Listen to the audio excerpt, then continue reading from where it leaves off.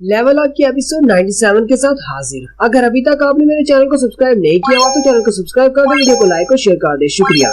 जिन्वू एंतारिस के सामने बैठा होता है। जिन्वू कहता है इसकी ब्रेथ की पावर तो बहुत ज्यादा है। अगर मेरे शैडो सोल्जर्स डायरेक्टली इसके साथ हिट होते तो वो तो कुछ ही सेकंड्स में डिस्ट्रॉय हो जाते। एंतारिस फिर से ह्यूमन फॉर्म में आ जाता है और नीचे उतरकर उसे कहता है, शैडो मोनार्च, तुम्हें इतना ज्यादा नर्वस होने की जरूरत नहीं, क्योंकि जब तुमने मेरा बाजू पकड़कर मुझे यहाँ पर लाने की कोशिश की थी तभी मैं तुम्हारे बाजू को तोड़ सकता था और मैं तुम्हारी पकड़ से आसानी से आजाद हो सकता था, लेकिन मैंने ऐसा नहीं किया। मैं देखना चाहता था कि तुम क्या करने वाले हो, तुम्हारा प्लान क्या है, क्योंकि हम दोनों ही मोनार्च हैं। मैं तुमसे बात करना चाहता हूँ, इसीलिए हम दोनों यहाँ पर आए हैं। मुझे लगा कि यहाँ पर बात करना ठीक है। एंतारिस उसे कहता है, अगर तुम्हारे पास पुराने शैडो मोनार्च की मेमोरीज है तो तुम्हें ये बात अच्छी तरह से पता होगी कि हमारा दुश्मन तुम इंसान नहीं हो और ना ही हम दोनों एक दूसरे के दुश्मन है। हमारे दुश्मन तो वो रूलर्स है जो कि इस दुनिया से परे हैं। उन रूलर्स का सिर्फ एक ही मकसद है कि हम मोनार्च को डिस्ट्रॉय करना। हम सारे मोनार्च को एब्सोल्यूट वन ने बनाया है, जबकि उनको भी एब्सोल्यूट वन ने बनाया है। फिर हमें डिस्ट्रॉय क्यों किया जा रहा है? फर्क सिर्फ इतना है, वो लाइट से बने हैं और हम डार्कनेस से। क्या हमें जिंदा रहने का कोई हक नहीं? वो लोग हमें क्यों मारना चाहती हैं? एंतारिस जिन्वू से कहता है, मेरा प्लान तो यही था कि मैं तुम्हें मार डालूं और उसके बाद उनके साथ फाइट के लिए तैयार हो जाऊं, लेकिन जबकि मैंने तुम्हें फाइट करते हुए देख लिया है, इसलिए मेरा प्लान चेंज हो चुका है। अब मैं चाहता हूँ कि मैं तुम्हारे साथ हाथ मिला लूं। तुम्हारे पास बहुत सारे टैक्टिक्स और प्लान्स हैं, इनकी मदद से हम लोग उन्हें हरा सकते हैं, हम रूलर से जान छुड़ा सकते हैं। एंतारिस जिन्वू से कहता है, अगर तुम चाहते हो मैं तुम्हारी फैमिली को जिंदा छोड़ दूं, मैं उनको जिंदा छोड़ दूंगा। अगर तुम चाहते हो मैं तुम्हारे इस पूरे कंट्री को छोड़ दूं, मैं इसको छोड़ दूंगा। अगर तुम चाहते हो मैं अपने सोल्जर्स को लेकर यहाँ से चला जाऊं तो मैं यहाँ से चला जाऊंगा। मैं तुम्हें वो सब कुछ दे सकता हूँ। ये पूरे का पूरा प्लेनेट तुम्हारा होगा। तुम इस पूरी दुनिया पर राज करोगे, तुम इसके किंग बन सकते हो। मैंने तुम्हारी स्ट्रेंथ देखी है, तुम इस लायक हो। वो उसके सामने अपना हाथ करता है और कहता है, तुम्हें बस इतना ही करना है, मेरा हाथ पकड़ना है और ये सब कुछ तुम्हें मिल जाएगा। एंतारिस जिन्वू से कहता है, अगर तुम मेरा हाथ थाम लेते हो और हम दोनों अपनी फोर्सेस को ज्वाइन कर लेते हैं तो हम लोग उन रूलर्स को हरा सकते हैं और हमेशा के लिए खत्म कर देंगे। उसके बाद तुम इस अपने कंट्री में, अपनी इस दुनिया में आराम से रह सकती हो, कोई भी तुम्हें तंग नहीं करेगा। अब जल्दी से बताओ तुमने क्या फैसला किया, क्या तुम मुझे ज्वाइन करोगे?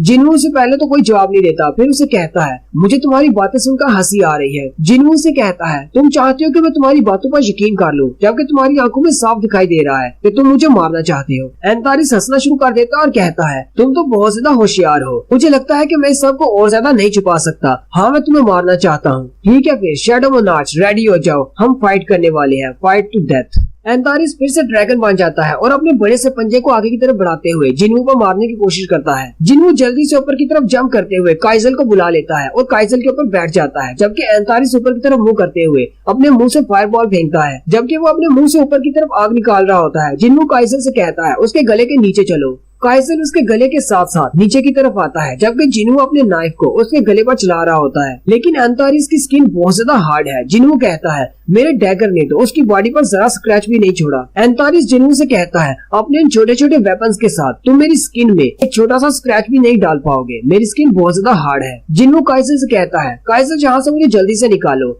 जबकि एंतारिस फिर से अपनी ड्रैगन फियर एबिलिटी को यूज करता है और काइजल फिर से हवा में ही रुक जाता है और साथ ही अपनी पूंछ में जिन्वू को लपेटकर नीचे उठाकर पटक देता है। जिन्वू नीचे उतरने के बाद काइजल से कहता है, काइजल जी तुम क्या कर रहे हो? लेकिन उसी वक्त ड्रैगन उसके ऊपर फायर छोड़ता है और काइजल को डिस्ट्रॉय कर देता है, जबकि जिन्वू भी उसकी फायर अटैक की वजह से पीछे की तरफ गिर जाता है। एंतारिस उसे कहता है, इतनी छोटी सी फायर अटैक से तुम मरने तो नहीं वाले। जिन्वू जंप करते हुए उसके ऊपर चढ़ जाता है। जिन्वू कहता है, इसकी बॉडी तो बहुत ज्यादा हार्ड है, बिल्कुल ऐसे जैसे लावा हो। जिन्वू उसकी बैक के ऊपर चढ़ा होता है। एंतारिस अपने पंजे को पीछे की तरफ करते हुए उस पर मारने लगता है, लेकिन साथ ही जिन्वू अपने ड्रैगन्स को बाहर निकाल लेता है और उन शैडो ड्रैगन्स में से एक ड्रैगन आगे बढ़ता है और एंतारिस को गले से पकड़ लेता है, जबकि बाकी के सारे ड्रैगन्स उसके ऊपर अपनी फायर से अटैक करते हैं। वो सारे ड्रैगन उसके ऊपर फायर से अटैक कर रहे होते हैं, जबकि जिन्वू दूर खड़ा देख रहा होता है और कहता है, ये सारे एंशिएंट ड्रैगन्स हैं, लेकिन इन सब की फायर उस पर कोई भी इफेक्ट नहीं कर रही, क्योंकि इसकी स्किन बहुत ज्यादा हार्ड है, क्योंकि ये ड्रैगन किंग है। जिन्वू कहता है, आज तक मैंने जितने भी दुश्मनों से फाइट की है, ये उनमें से सबसे ज्यादा स्ट्रॉन्ग है और ना ही मैं अपने यूजुअल तरीके यूज कर सकता हूँ जो कि मैं फाइटिंग के लिए यूज करता हूँ।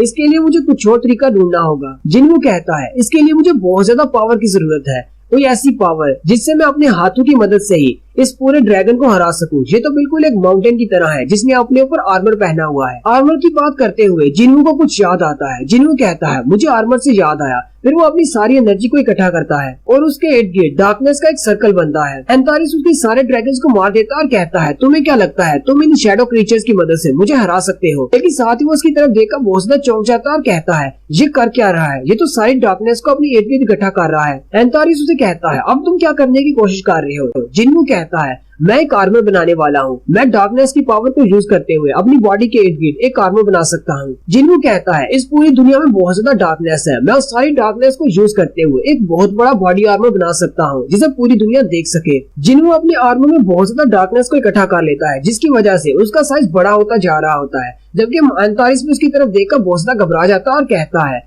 ये भी एक मोनार्च है लेकिन इसकी बॉडी, इसका ओरिजिनल साइज इतना ज्यादा कैसे हो सकता है। ये बात मुझे अच्छी तरह पता है कि ये कभी फ्रेगमेंट ऑफ लाइट हुआ करता था लेकिन तब इसका साइज इतना ज्यादा बड़ा नहीं था। एंथारिस कहता है कहीं ऐसा तो नहीं कि इसने पावर ऑफ डेथ को अर्थ पर बुला लिया है और अपने इर्द गिर्द इकट्ठा कर लिया है। लेकिन ये पावर ऑफ डेथ को इस तरह कैसे यूज कर सकता है, ये तो कभी सिर्फ एक इंसान हुआ करता था। शैडो मोनार्च में ऐसा नहीं कर पाया। जिन्हू का बॉडी आर्मर बहुत ही ज्यादा बड़ा होता है। जिन्हू का साइज इतना बड़ा होता है। जिन्हू कहता है मुझे तो यकीन नहीं हो रहा कि मेरा साइज इतना ज्यादा बड़ा हो गया। तो यही वो ओरिजिनल पावर है जो कि ऐशबॉर्न मेरे लिए छोड़कर गया है, the power of death, the power of darkness. एंथारिस कहता है अब मुझे समझ आ गई तुम्हारे पास ये पावर क्यों है, तुम डेथ की पावर को क्यों कंट्रोल कर पा रहे हो। मुझे लगता है कि तुम्हारी सारी जिंदगी इसी चक्कर में गुजरी है। जिंदगी और मौत के दरमियान तुमने बहुत सारी मुश्किलात झेली है, इसी वजह से ऐशबॉर्न तुम्हें पावर ऑफ डेथ ट्रांसफर कर पाया है और तुम इस पावर को इतनी आसानी से संभाल पा रहे हो। और साथ ही एंथारिस अपने मुंह में फायर भरता है और उस पर अटैक करता है। एंथारिस कहता है सारे मोनार्च के जिंदा रहने के लिए मुझे शैडो मोनार्च को आज ही और यहाँ पर मारना होगा। वो अपने मुंह से एक फायर बॉल अटैक करता है जो कि सीधा उसकी तरफ जाता है। जिन्हू का साइज अब उससे भी ज्यादा बड़ा है। वो अपने हाथ को सामने की तरफ करते हुए उसकी फायर बॉल को रोक लेता है और उसको वहीं पे डिस्ट्रॉय कर देता है। एंथारिस भी ये देखकर हैरान हो जाता है। फिर वो दोनों एक दूसरे के आमने सामने खड़े होते हैं और फिर दोनों ही जंप करते हैं और फाइट स्टार्ट हो जाती है।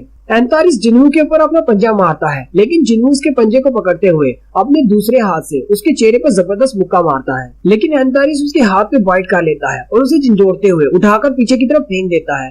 जिन्हू अपने ही कासल के ऊपर जाकर गिरता है जिससे उसका कासल भी टूट जाता है। जिन्हू अभी वहीं पर गिरा पड़ा होता है। एंथारिस फिर से उस पर फायर अटैक करता है लेकिन जिन्हू जल्दी से उठकर साइड पर हो जाता है। फिर जिन्हू अपनी तलवार निकाल लेता है। एंथारिस क्योंकि अभी भी अपना फायर अटैक उस पर कर रहा है, वो अपनी तलवार को सामने की तरफ करते हुए उसके अटैक को ब्लॉक करते हुए आगे की तरफ चला जाता है। फिर तलवार को घुमाकर उस पर अटैक करता है लेकिन एंथारिस अपनी पूंछ को घुमाकर उस पर अटैक करता है और जिन्हू फिर से पीछे जाकर गिरता है।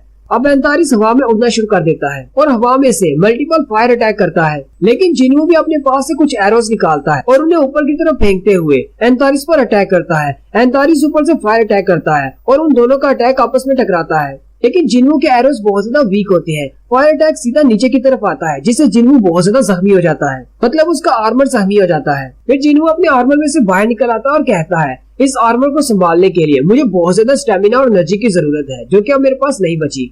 एंथारिस भी फिर से अपनी ह्यूमन फॉर्म में आ जाता है और उसे कहता है मैं तुम्हें आखिरी बार ऑफर कर रहा हूँ, क्या तुम अभी भी मुझे ज्वाइन नहीं करना चाहते। जिन्हू अपनी बॉडी पर फिर से डार्कनेस का कवर चढ़ा लेता है और अपना वेपन निकाल कर कहता है मैं किसी मॉन्स्टर के साथ कोऑपरेट नहीं करूंगा। एंथारिस भी अपनी बड़ी सी तलवार निकाल लेता है और इस बार वो दोनों अपनी ह्यूमन फॉर्म में फाइट करना शुरू कर देते हैं। एंथारिस उसे कहता है अब तक तो वहाँ पर ह्यूगोमोंट और मेरी ड्रैगन्स की आर्मी ने सब कुछ तबाह कर दिया होगा, आखिर पर तुम कुछ भी नहीं बचा पाओगे, ना ही अपने कंट्री को और ना ही इस अर्थ को। हालांकि तुम्हारे पास पावर ऑफ डेथ है लेकिन तुम एक इंसान हो और तुम्हें भी मौत से डर लगता होगा। क्या तुम चाहते हो कि मैं तुम्हें अपनी फायर में जलाकर राख कर दूं? बहुत ही जल्दी जिस जिस चीज से तुम प्यार करते हो वो सब कुछ डिस्ट्रॉय हो जाएगा। मेरे ड्रैगन्स की आर्मी पूरी इस अर्थ को तबाह कर देगी। साथ ही वो उस पर अटैक करता है जिससे जिन्हू के हाथ से उसकी स्वर्ड गिर जाती है। वो उसे कहता है अब क्योंकि तुम्हारे पास पावर ऑफ डेथ है इसलिए तुम्हें महसूस तो हो रहा होगा, पूरी दुनिया से आवाजें आ रही होंगी, कितने लोग मर रहे हैं, उनकी चीखने की आवाजें तुम्हारे कानों में गूंज रही होगी। और एंथारिस अपनी तलवार को जिन्हू के सीने में गाड़ देता है। एंथारिस उसे कहता है इसी को डिस्ट्रक्शन कहते हैं, मेरी आर्मी ऑफ डिस्ट्रक्शन यही काम करती है। अब तुम्हें महसूस हो रहा होगा कि मैं कितना ज्यादा स्ट्रॉन्ग हूँ। एंथारिस बार बार अपनी स्वर्ड से उस पर अटैक कर रहा होता है और उसे कहता है अब जल्दी करो और हार मान लो। तुम इस बात को मान क्यों नहीं लेते? तुम हार चुके हो, तुम कुछ भी नहीं कर सकते, तुम किसी को नहीं बचा पाए। जिन्हू से कहता है ये सब कुछ तो मुझे तुमसे कहना चाहिए क्योंकि तुम हार मान लो, तुम कुछ भी नहीं कर सकते। जिन्हू का वेपन जो कि ऊपर उसने हवा में फेंक दिया था, जो कि एंथारिस के अटैक की वजह से उसके हाथ से छूट गया था, वो अपने डैगर थ्रो स्किल को यूज करते हुए उसे वापस की तरफ बुला लेता है। एंतारिस जो कि अपनी तलवार लेकर खड़ा होता है अपने ध्यान, उसी वक्त वो डैगर पीछे से आकर उसकी कमर में लग जाता है, लेकिन साथ ही दिखाते हैं कि उसकी बॉडी के ऊपर एक आर्मर होता है, एक शील्ड जो कि कैमिश के दांत से बने हुए उस डैगर को उसकी बॉडी के अंदर धंसने नहीं देता। एंतारिस हंसते हुए उससे कहता है, तुम्हें क्या लगा था कि तुम्हारा वेपन एक ड्रैगन के दांत से बना है तो वो मेरी बॉडी के अंदर आसानी से घुस जाएगा, ऐसा नहीं हो सकता, तुम मुझे नहीं मार सकते। और यहीं पर हमारी एपिसोड 97 का एंड होता है।